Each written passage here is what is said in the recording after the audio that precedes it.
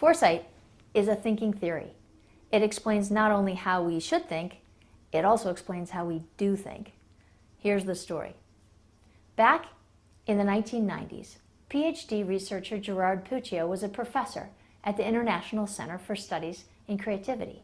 He was working on a creativity assessment, and he was trying to figure out, do people have a constant energy level as they think through the creative process? Or does that energy level rise and fall depending on the stage? When Puccio talked about creative process, he was not just talking about something rare and special, something reserved only for artists and musicians. Creative process is something we all use. It's what we call on when we have to solve messy, confusing, foggy problems where we have to create the solution. Think about it. If you've got a simple problem and it has a single answer, you just go to the person who knows the answer, or you Google it. But when you're up against some new challenge and the solution is unclear and the situation is complex and ambiguous and there's no precedence and there's no right answer in sight, then what do? Well, that's where the creative process kicks in. For his assessment, Puccio was using the classic 6-stage Osborne-Parnes creative problem-solving process, and as part of the validation study, he ran a factor analysis to confirm the 6 thinking stages. But he didn't find 6. He found 4. Not 6, but 4 measurably different types of thinking required to complete the creative process. Puccio labeled the 4 stages: clarify, ideate, develop, and implement. Let's go through them. Clarify is where we explore the challenge. We ask questions. We find out what's going on. We try to isolate what's the right problem to solve and what's the right opportunity or challenge to address. Once you've clarified, then it's time to ideate. Ideate is where we come up with ideas. We generate new options. We make new connections. This is the type of thinking most of us associate with creative thinking. But, as Puccio proved, all 4 types of thinking are necessary for a creative outcome. Next up, develop. This is the stage where you take your best ideas and develop them into a well thought out solution. Finally, implement. It's the last stage. It's where you take action. And there you have it. Clarify, ideate, develop, and implement. It's a simple 4-stage process for creative thinking. It's universal. It's intuitive. What could possibly go wrong? Grab a pen or pencil. We're about to do a thinking experiment. I'm going to give you 2 seconds, and I want you to write your first name as fast as you can when I say go. Ready? Go. 1, 2, stop. Okay, that was not the experiment. Here's the experiment. What hand did you just use? Most likely, it's the hand you always use. That's a phenomenon we know. It's called handedness. FourSight research proves that in addition to handedness, we all have something called mindedness. Just as we prefer one hand over another, we prefer one thinking style over others. So if I give you a pen, you grab it with your preferred hand.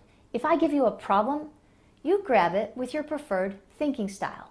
It's reflexive, it's automatic. But if you and I try to collaborate with different thinking styles, it's trouble. We're likely to experience that as confusing and really frustrating unless we know about it.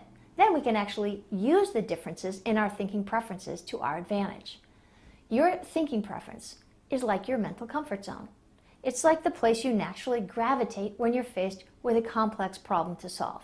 Even if I know that I'm supposed to clarify, ideate, develop, and implement, I still experience that gravitational pull of my thinking preference. We all do. It can pull our thinking out of alignment. It happens when we're unaware or under pressure or just not paying attention. So what are your thinking preferences? We can actually measure them scientifically with the FourSight Thinking Profile. But right now, I'll talk you through it, and I bet you can make a pretty good guess. As I go through each stage, see if you recognize yourself. Some people have just one dominant preference. Some have more than one. About 20% of people actually have an even preference across all 4. Frankly, it doesn't matter which one you have. There is no best profile. They're all critically important to the creative thinking process. Now, take a piece of paper and write down clarifier, ideator, developer, and implementer. I'll run through each one and put a star by the one that best resonates with you. Clarifier. These guys are realists. Clarifiers ask a lot of questions. They instinctively look for data, background information, research, and proof. Clarifiers do their homework and read the fine print. They enjoy making meaning out of data, and they can review information and spot the gaps and the opportunities. Most of all, clarifiers want to be sure they're working on the right problem. Not every preference has a watch out. The watch out for clarifiers, they can suffer from analysis paralysis. They're cautious. They keep wanting to circle back for more data before they go to the next step. The next step, ideator. The ideator preference is full of dreamers. Ideators are always coming up with new, fresh, original ways to see things or do things. They like the 30,000-foot view because they're big picture people. They like variety, change, new stuff. They're abstract thinkers who draw from their imagination. They can see over the horizon and make intuitive leaps. As leaders, they're visionaries. They're out-of-the-box thinkers. Their strength, they can see new connections and create an inspiring vision for others to follow. The watch out for ideators is they can be too abstract and overlook the details. They keep getting excited by new ideas rather than follow through on the one they chose. Developers. These guys are perfectionists, and they like to make things picture perfect. Developers are not put off by the complexity of things. They like to evaluate all their options and choose the very best. As leaders, they are detail-driven planners.